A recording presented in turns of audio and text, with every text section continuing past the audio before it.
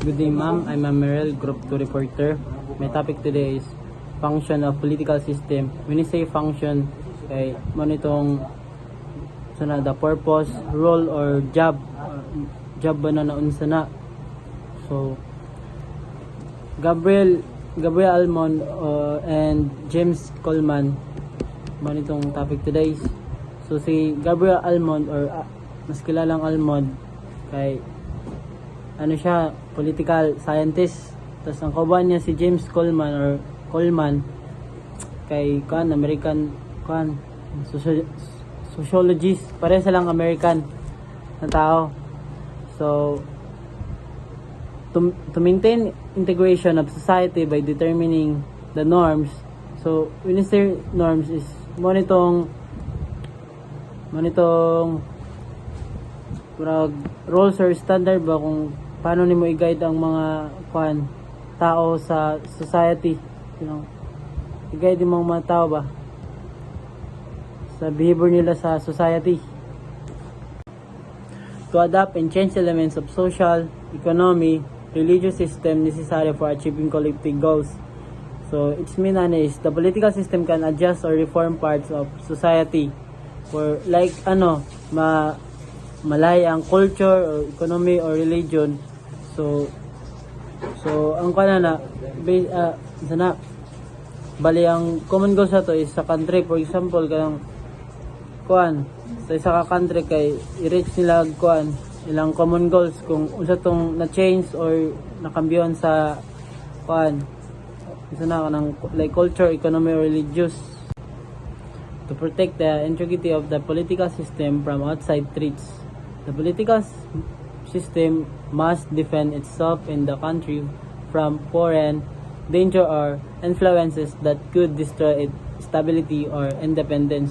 So its mean is kailangan daw natin protect atong political system through kailangan daw natin protect ang atong political system sa mga outsider na ng mga lahi na bansa. Bawal protect yun nato siya, bawal ni kanang matarog or siya ma-influencean sa uban country. Dapat kung sa country ra jud nato na protect nato na political.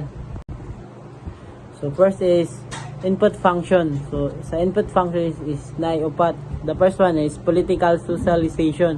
Political socialization is teaching people values, beliefs, and knowledge about political and citizenship.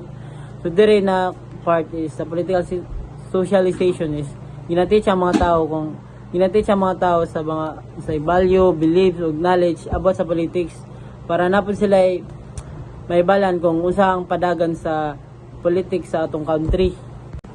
So second is interest articulation, allowing citizens and groups to express their needs and wants. So dire kay ginaalaw sila na unsay kailangan nila o ginademand. So ang example dire is kanang mga worker is asking for high wage, gaas sila sa dako na sweldo. Third is interest aggregation.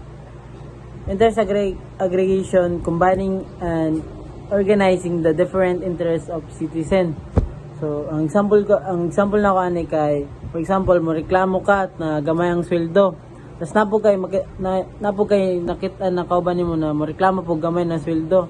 So bali ang ibig sabihin nato kay pareha mo reklamo na gamay ang sweldo.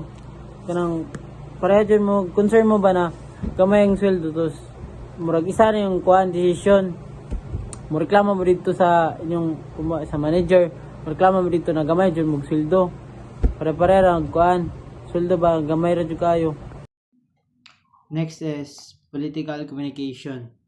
Sharing and exchange political information into policy between the government and the people. So it allows the government inform the people and the people to give feedback.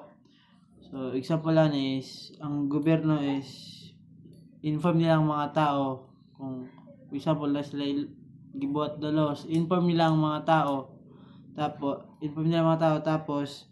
ang mga tao is maghatag og feedback or lahi-lahi ng mga opinion.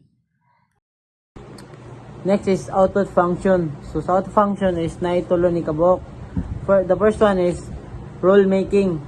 So from the word making, silang gabuhatog mga laws, silang gabuhatog laws kung unsa sabutan nila diya kung unsa inindot na buhaton na laws para sa society.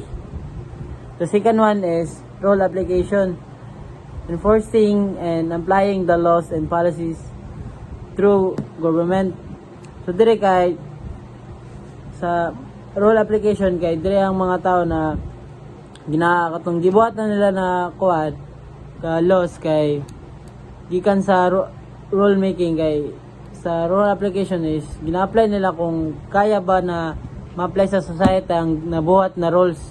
Ginatan-aw nila dire kung effective ba ang rules ay laws na gihatag na gibuhat sa rule making na laws. So ang last is rule adjudication. So dire sa rule adjudication kay dire na ginatan-aw kung i-publish na ba ang isa ka law na gibuhat na sabutan pa na kung i-apply din na siya tarong tapos tanawon jud tarong kung effective ba na laws para i-publish na siya sa society.